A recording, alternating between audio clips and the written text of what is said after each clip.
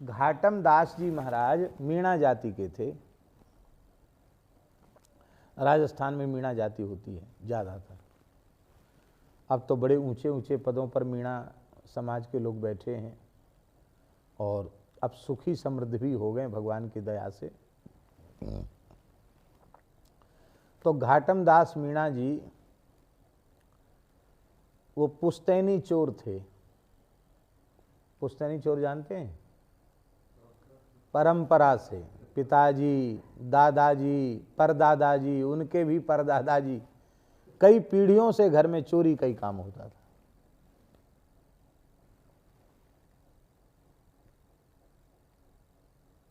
चोरी का काम कई पीढ़ियों से घर में चोरी का काम होता था। और कई पुत्र थे उनके, कई भाई थे ये।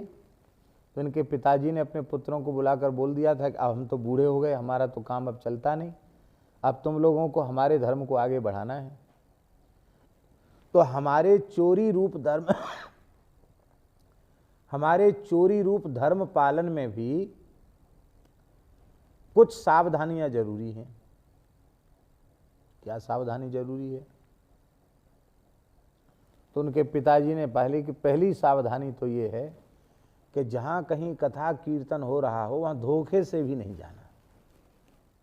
पहली सावधानी, क्योंकि वहां बैठ गए तो तुम्हारा ये चोरी का धंधा चौपट हो जाएगा। पता नहीं कौन सी बात समझ में आ, वहां नहीं जाना भूल करके भी।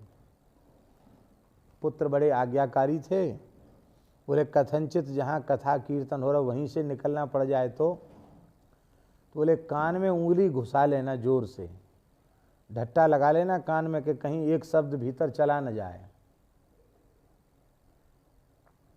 अच्छा, और क्या सावधानी? और दूसरी सावधानी ये है कि ये जो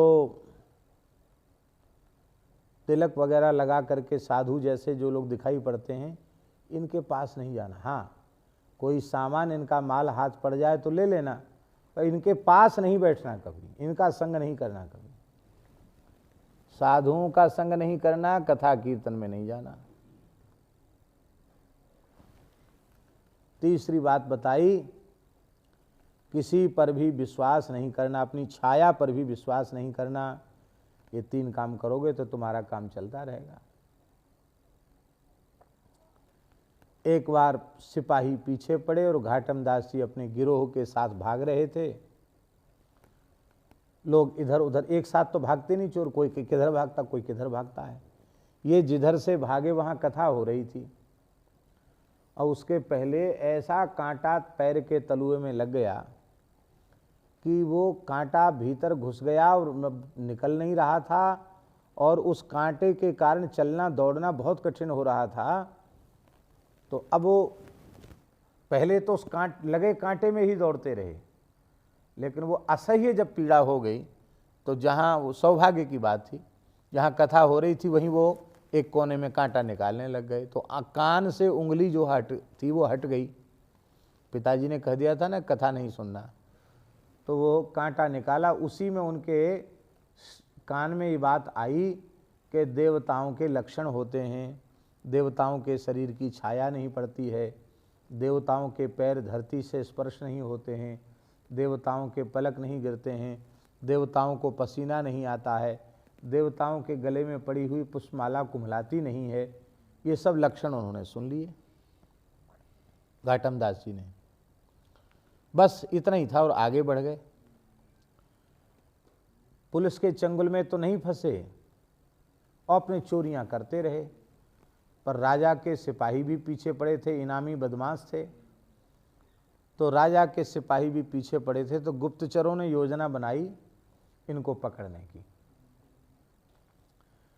तो जंगल में एक काली देवी का मठ था, मंदिर था।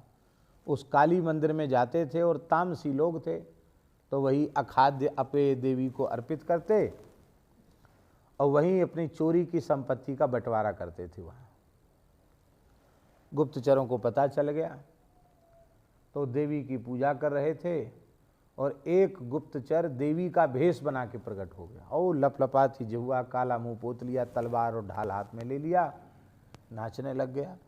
चोर तो सब बड़े राजी हुए कि देवी जी प्रकट हो गई, देवी जी प्रकट हो गई, वरदान मांगो देवी जी कह रही थी। और घाटम दास सरदार थे, उन्होंने दूर से देखा, उस कथा में तो व्यास जी बोल रहे थे कि छाया नहीं होती, इसकी तो छाया पड़ रही है, और इसके पलक भी गिर रहे हैं, इसके पैर धरती पर हैं, और इसके शरीर में पसीना भी आ रहा है। इसका मतलब है देवता नहीं है तो कोई गुप्तचर है राजा का। वो धीरे से भाग गए वहाँ से, और चोर नहीं भागे। इतने में ही पुलिस आई और सब पकड़े गए, सबको फांसी हो गई, सबको फांसी हो गई, सबको मृत्युदंड मिला, ये अकेले बच गए।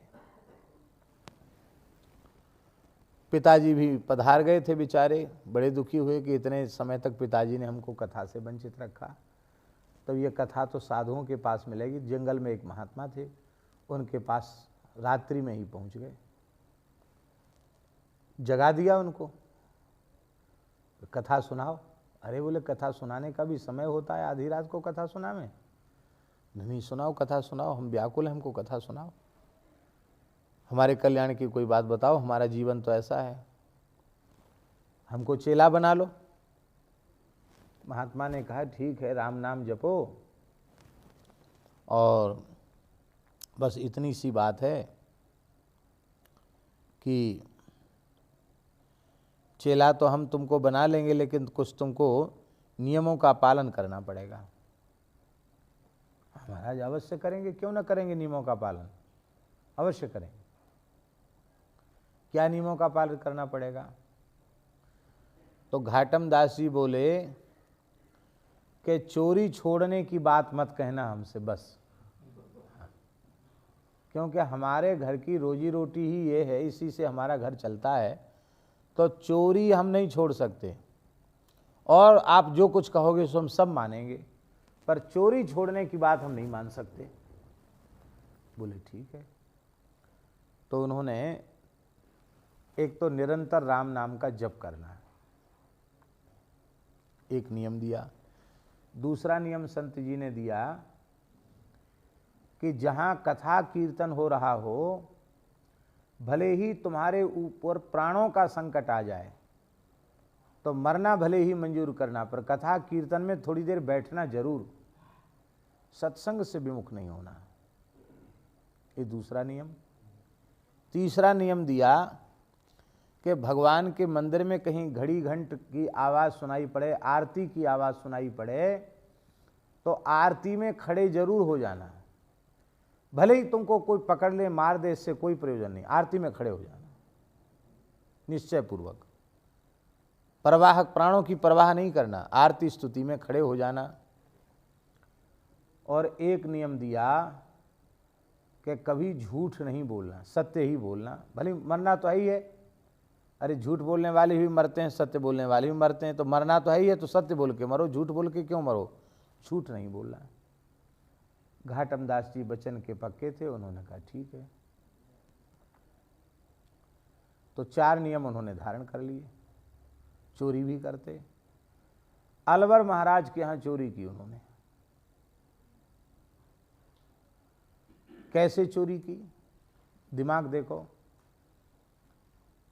सेनापति का भेष बनाया, अलवर महाराज के जो सेनापति थे उनकी ड्रेस पहन ली, और घोड़े पर बैठे, नहीं सेनापति का भेष बना के रात्रि के समय राजमहल के द्वार पर पहुंच गए। तो वहाँ सिपाही थे, चौकीदार, दरबान। बिजली तो उस जमाने में थी नहीं, चिराग जलते थे। तो उसने कड़क कर पूछा दरबान ने, कौन? तो इन्होंने जोर से कहा चोर, क्यों गुरुजी ने कह दिया था झूठ नहीं बोलना, सत्य बोलना। उसने कहा, उसने सोचा सिपाही ने कि चोर तो अपने को चोर कभी नहीं बोलता है, क्या चोर अपने को चोर कहता है? कभी नहीं कहता है। अरे ये तो सेनापति जी हैं, मैं पहचान नहीं पाया। तो मालिक अपराध को क्षमा करें, मैं पहचान नहीं पाया कि आप यहाँ के सेनापति हैं, प्रणाम प्रणाम, जाइए। उसने भीतर भेज दिया। 2-3 ड्योढ़ी पर ऐसे ही मिले, जिसने पूछा कौन, तो बोले चोर। तो उसने कहा कि रे क्षमा करना, हम आपको पहचान नहीं पाए, आप सेनापति जी हैं, जाइए भीतर जाइए। कुछ बोलते नहीं, खाली इतने बोलते चोर। और ये भी सोचते कि भाई यदि ये चोर होते, अन्यथा व्यक्ति होते, तो पहले ड्योढ़ी पर ही इनको रोक दिया जाता। तो वे राजमहल में पहुंच गए। पहुंचे थे तो राजा के शयनागार तक पहुंच गए। वहां रानी ने अपना हार श्रृंगार उतार करके रखा था, वही हाथ लगा, उसको लिया और राजा के घोड़े पर बैठ करके, राजा का घोड़ा, शाही घोड़ा पर बैठ करके, जीन कस के बैठ करके वहां से निकले।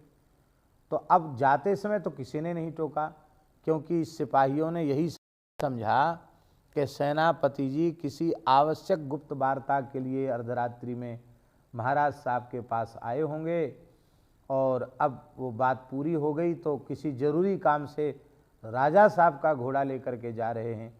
भाई बड़े लोगों की बड़ी बात है, चलो ठीक है जाने दो। सब ने उनको सलूट किया और वो निकल गए। जैसे ही राजा जगा, रानी का हार गायब, हल्ला मचा, चोरी हो गई, चोरी हो गई। यहाँ कैसे चोरी हो गई? शक की सुई घाटम दास पर ही पहुंची। वही है पक्के चोर, भेष बना, बहुरूपिया बना कर भी चोरी कर लेते हैं, बहुत चतुर चोर हैं। तो बोले, पूछा कैसे घुसा यहाँ तक, कैसे? तो सब ने बताया कि ऐसे ऐसे एक सेनापति जी आए थे। सेनापति जी को बोले हम तो आए गए नहीं, तो घाटम दास ही होंगे, पता लगाओ, पीछा करो उनका। अब पीछा करने लगे। पीछा करते करते घाटम दास जी एक संत के आश्रम में आरती हो रही थी, सवेरे मंगला आरती। तो वहीं उन्होंने जाकर घोड़ा बांध दिया, और घोड़ा बांधकर गुरु जी की बात याद आई तो आरती में खड़े हो गए। पीछे से सिपाही आए, उस सिपाहियों ने इनको गिरफ्तार कर लिया, पकड़ लिया। हथकड़ी पड़ गई। कहाँ है घोड़ा? घोड़ा ला, घोड़ा बताओ। तो घोड़ा, लेकिन आश्चर्य था, घोड़ा तो वही था पर घोड़े का कलर बदल गया। घोड़ा था काला, अब वो एकदम सफेद घोड़ा हो गया, दूध के जैसे रंग का घोड़ा हो गया। तो बड़ा आश्चर्य था कि घोड़े का रंग कैसे बदल गया। वो घोड़ा का रंग बदल गया तो पता ही नहीं चले कि वही घोड़ा है। बोले हजूर, मुलजिम तो पकड़ा गया, चोरी का माल भी बरामद हो गया, लेकिन घोड़े का कलर बदल गया है, ये कैसे हुआ? तो आश्चर्यजनक घटना थी घोड़े का रंग बदलना। राजा ने पूछा तो घाटम दास जी ने कहा कि देखो हम चोर हैं, घाटम दास हमारा नाम है, और हम, हमारे गुरुजी की आज्ञा है, झूठ नहीं बोला, हम झूठ कभी नहीं बोलते हैं, सच्ची सच्ची बात ये है। तो भगवान ने ही हमारे प्राण बचाने के लिए इस घोड़े का रंग बदल दिया है। इतना सुनते ही अलवर महाराज ने उसको प्रणाम किया। बोले तुम तो भगवान के बड़े भारी भक्त हो, और अब तुम्हें चोरी करना शोभा नहीं देता है। देखो कुछ भूमि जमीन आदि राजा ने कुछ व्यवस्था बना दी घाटम दास जी की, और कहा अब चोरी न करके घर में ही रह के भजन करो, साधुओं की सेवा करो, संतों का संग करो, सत्संग करो, और हम स्वयं ही तुम्हारा दर्शन करने यदा कदा आवेंगे। घाटम दास जी चले गए और साधु सेवा आपने आरंभ कर दी, भगवान का भजन आरंभ कर दिया। घाटम दास जी के भजन राजस्थानी भाषा में आज भी गाए जाते हैं। घाटम दास जी के लिए मलुक दास जी ने अपनी वाणी में लिखा है, घीव को घाटव मैना, तत्कथन को नानक राखा। सब संतों के अलग अलग बताए, तो घीव को घाटव मैना मलुक दास जी ने लिखा है। संतों को घी खिलाने में घाटम दास मीणा का नाम 1 नंबर पे था, इतना घी खिलाते थे संतों को।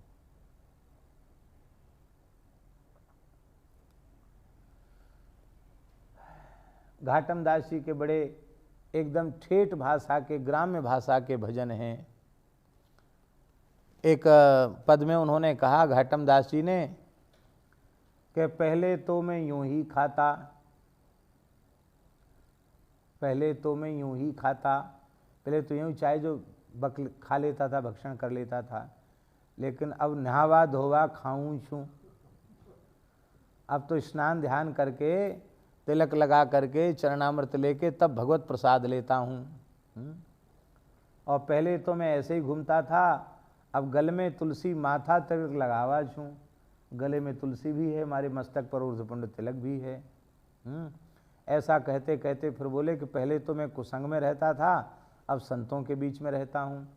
पहले ऊट पटांग चर्चाएं अच्छी लगती थी, अब संतों की बातें अच्छी लगती हैं। पर मैं हूँ तो उसी मेणा जाति का घाटम दास। तो रो करके आपने कहा कि घाटम दास जात का मीणा तारेगा के नहीं, घाटम दास जात का मीणा तारेगा की नहीं।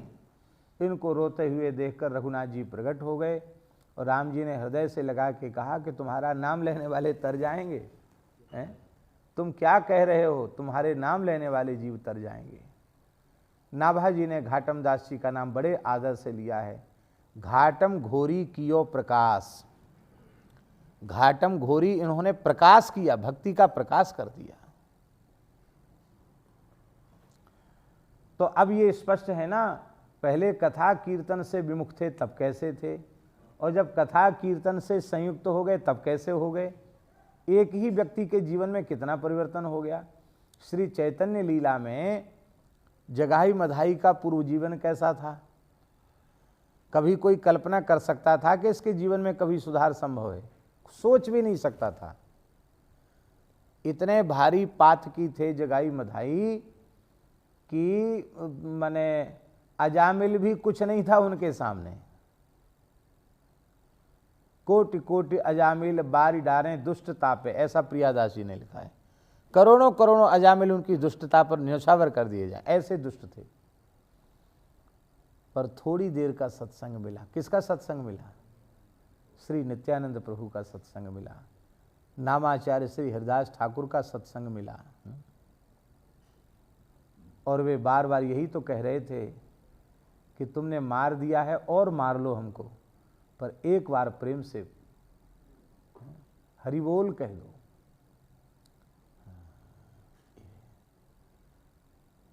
उसका परिणाम क्या हुआ कि गौर हरि ने उनको अंगीकार किया, स्वीकार कर लिया। और कल तक जिनका जीवन का पहलू ऐसा था, अब दूसरे क्षण उनका जीवन का पहलू ऐसा हो गया। तो इसलिए देखो राम सेवक, राम जी के सेवकों को देख लो, कैसे सुखी हैं, कैसा अनुपम अद्भुत उनका जीवन है। उनके जीवन को देख करके तुम शिक्षा ले लो। यदि ऐसे आनंद में रहना चाहते हो, सुख में रहना चाहते हो, तब उनके जैसे उनका संग करो, और नहीं तो जैसे संसार के लोग कष्ट पा रहे हैं उन कष्टों में ही पड़े रहना चाहते हो तो तुम्हारी जैसी इच्छा। तो संतों का संग करो।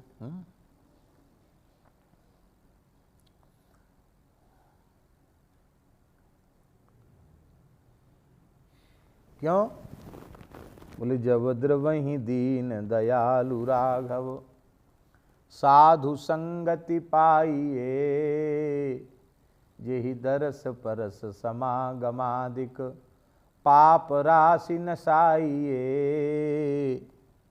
दर्श से, स्पर्श से, समागम से पाप राशि नष्ट हो जाती है। और क्या करें? बोले सुनी कीरति, संतों के जीवन को देख, संतों का संग कर, और क्या कर?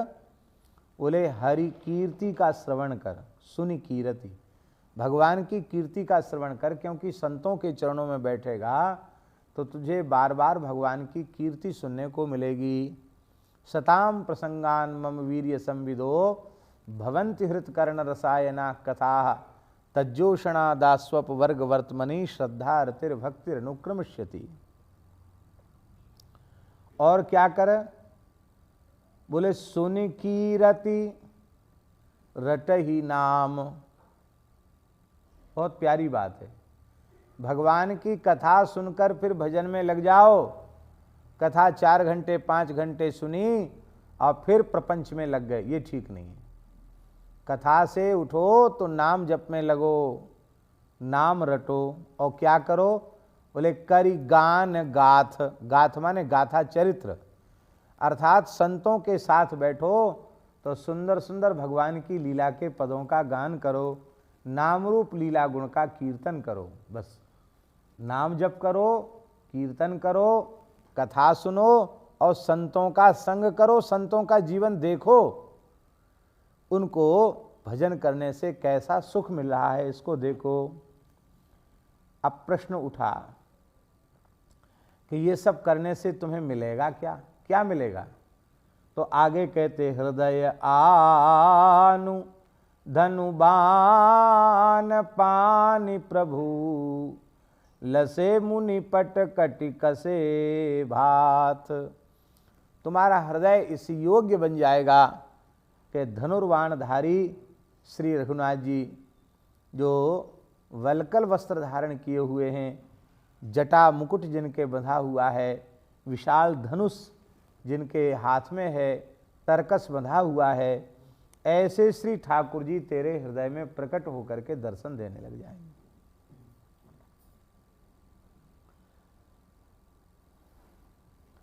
इसलिए तो तू पछितई है मन मीज हाथ।